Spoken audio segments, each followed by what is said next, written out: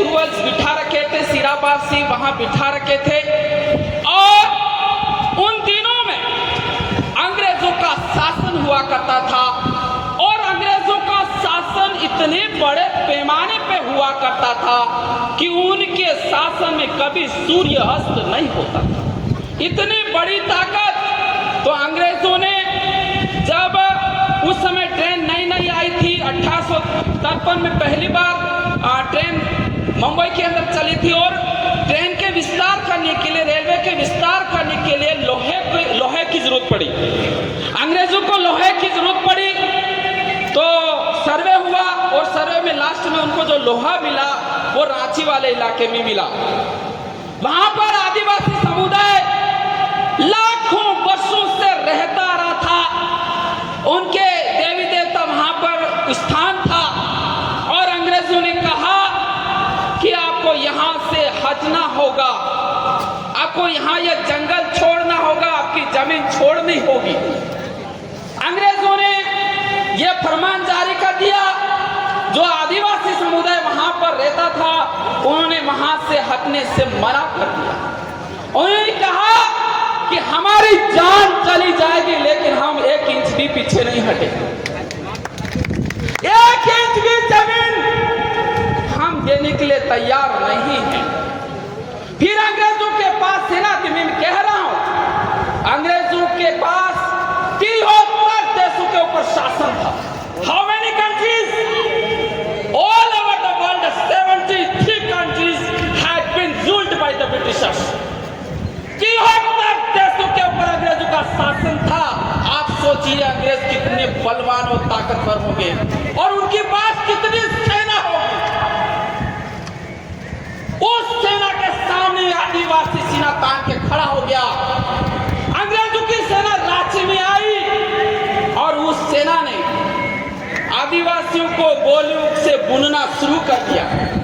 यह संथाल विद्रोह 1854 से 1874 तक 20 सालों तक युद्ध चला और इसके अंदर 35,000 आदिवासियों ने अपनी जान गंवा दी।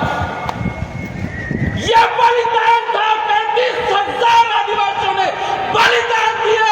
उसके परिणाम स्वरूप 5th शेड्यूल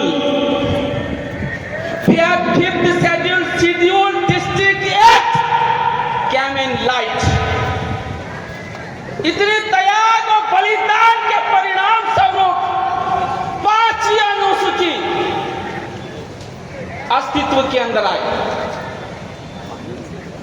क्यों आई? हमारा जो पुरखों का जो धर्म था उस धर्म को बचाने के लिए हमारे पुरखों की जो जमीन थी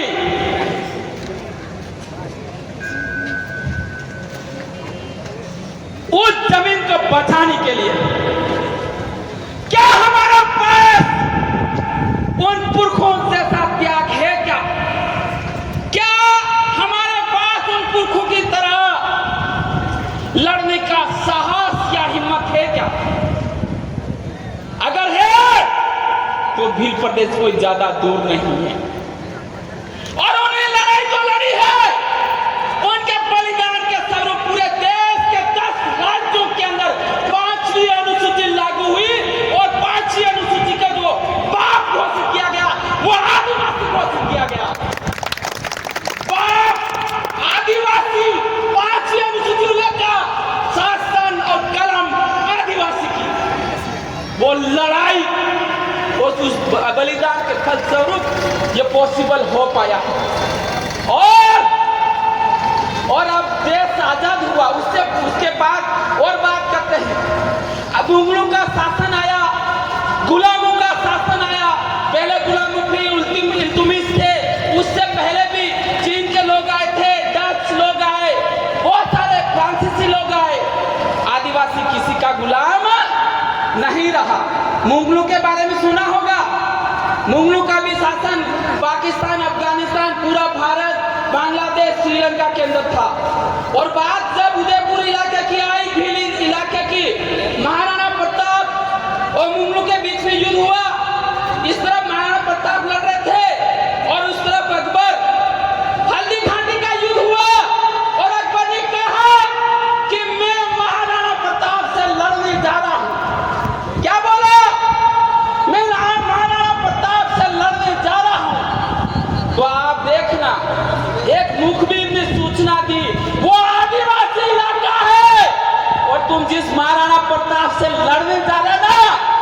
के साथ पूजा भील है।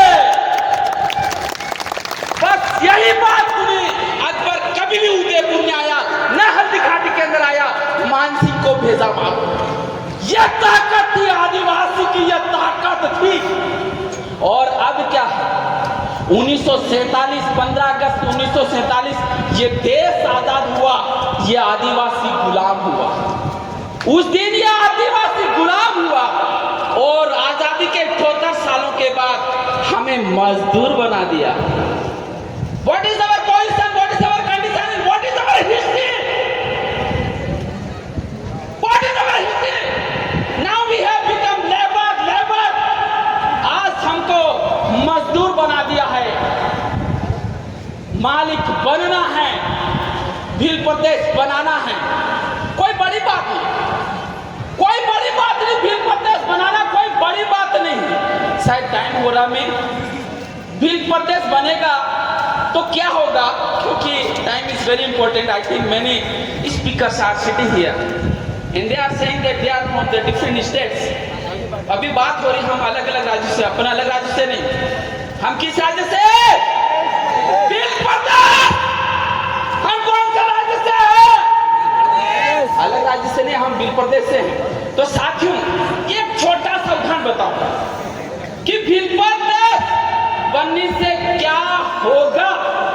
अगर भील प्रदेश बनेगा और 90 सीटों का इलाका है टोटल, हमने आकलन किया, डेटा निकाला। वो डेटा निकाला तो हमने देखा कि अगर भील प्रदेश बनेगा और हमारी सरकार बैठेगी, 1.5 लाख युवाओं को रोजगार मिलेगा, सरकारी नौकरी मिलेगी। मैं ये कह रहा हूं 1.5 लाख एकदम सरकारी, पहले ही हस्ताक्षर।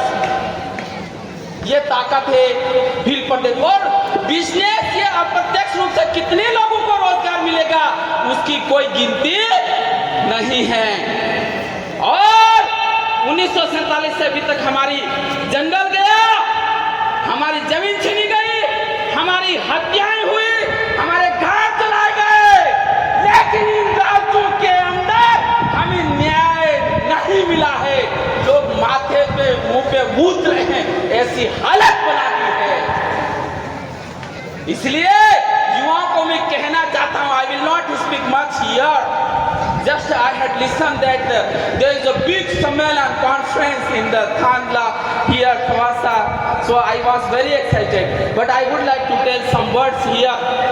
युवाओं को कहना चाहता हूं कि आपकी जो ऊर्जा है, आपका जो पैसा है, और वो अनावश्यक रूप से इधर उधर खर्च नहीं करें। वो आपकी जो ऊर्जा है, आपके पास जो पैसा है, उस पैसे को भील प्रदेश बनाने के लिए लगा दें। जय जोहार, जय आदिवासी, जय भील प्रदेश, जय जोहार का नारा है। अरे दोस्तों, इस जोर से भील प्रदेश नहीं बनेगा। एक आवाज हो जानी चाहिए, कोर्ट के खड़ा हो जानी चाहिए भील प्रदेश। ऐसे भील प्रदेश जाओ, ऐसे भील प्रदेश बन गया। जोश जुनून होना चाहिए, जज्बा होना चाहिए, मरने के लिए ताकत होनी चाहिए।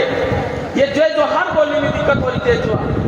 एक बार और रेडी, आनी रेडी, श्योर, ठीक है।